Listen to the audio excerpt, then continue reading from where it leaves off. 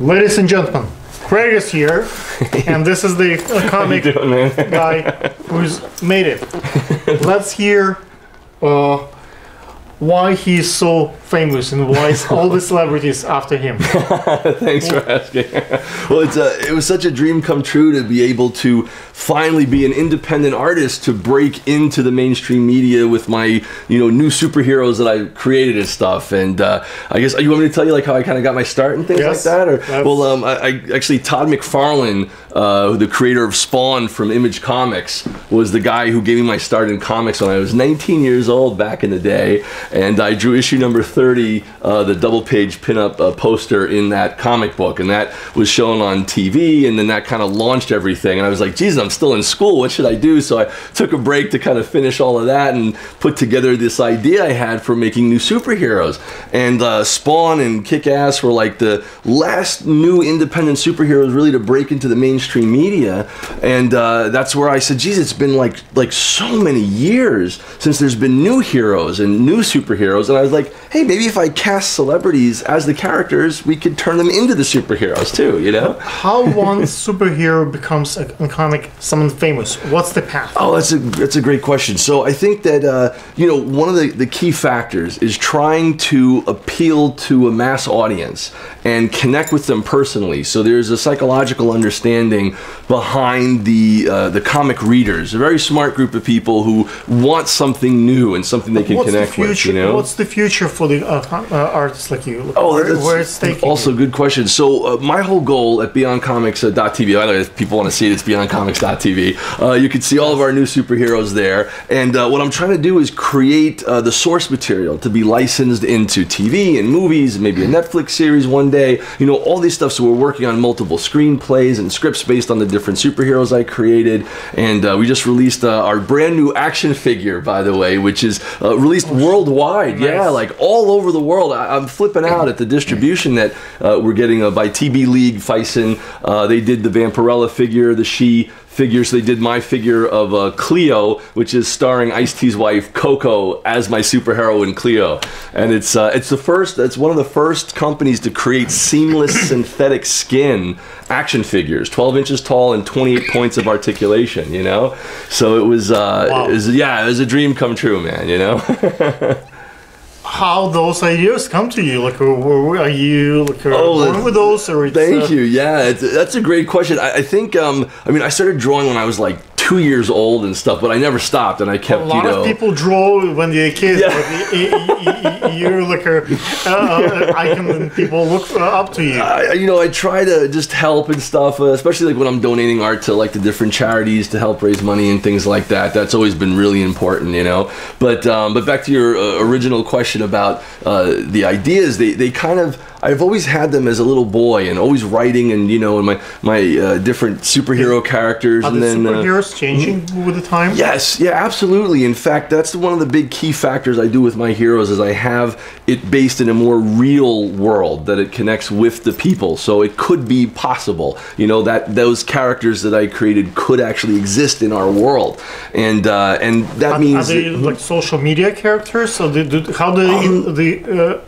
they interact with the social media? Do they, Facebook liker? Do they? Oh, right. No, not like that. But I'm kind of like the spokesperson, the artist, the writer, as well as my writing partner and co-creator of Gekido, Brandon Wilson. He's terrific also. But no, like what we do is we actually will write big feature film type stories and put them in a comic book. But they'll fight realistic supervillains in some of them. In Gekido, it's more fantasy based, but in our other books like Ravedactyl and Codename Justice, which are coming out, like for example, Justice fights against, corruption to reveal the secrets behind the conspiracy theories and who's behind it. And he tries to fight for world peace and trying to send a positive message. So all of my characters, as harsh as they may be, still in Shakespearean world, like life and honor and yes, it's about yes. is that, or it's much more nowadays when it's a gray line and there are... right, we try to show the not so much- perspectives. Yeah, exactly. So we try to show the perspectives. Like there's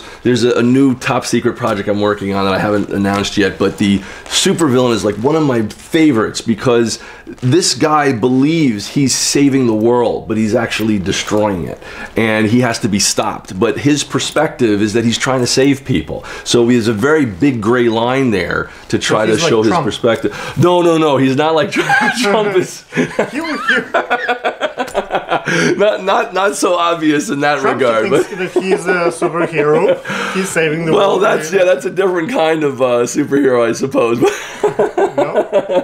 But no, this character is more of like let's I don't want to blow the secret with it, but he seems like an evangelist, so to speak, or someone who's trying to save people's souls, but in doing so it's destroying them, and he doesn't even realize that. So I guess I see what you're saying in your comparison. It's possible, but that's one character. Another character is dealing with technology and some of the things with like Mandela effect and some of the different kind of pop culture things that are going on today, and some of the different conspiracy theories, and and putting a lot of science, possible future science, behind how it could work. So if the soul exists, how does that actually work? How does the brain, how does the soul exist and have memories without a brain when the body dies? So I put a lot of deep thought into those storylines, and there's a superhero in there too.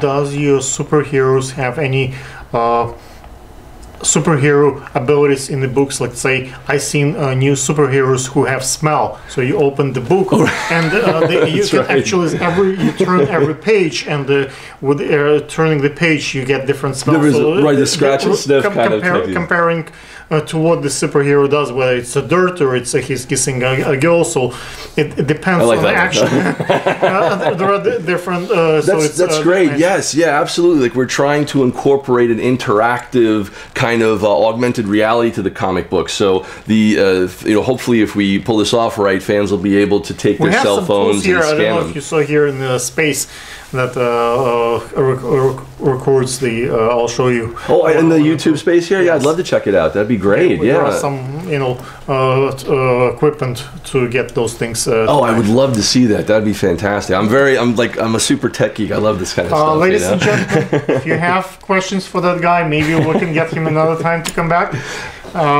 Please write us, email, maybe he will answer. Yes, absolutely. Yeah, if you guys want to contact me, they can go to my website, beyondcomics.tv.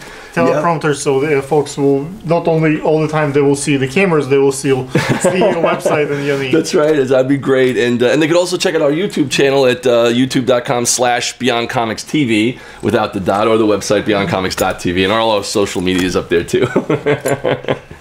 Thank you. Hey, thank you so much, brother. Oh, yeah.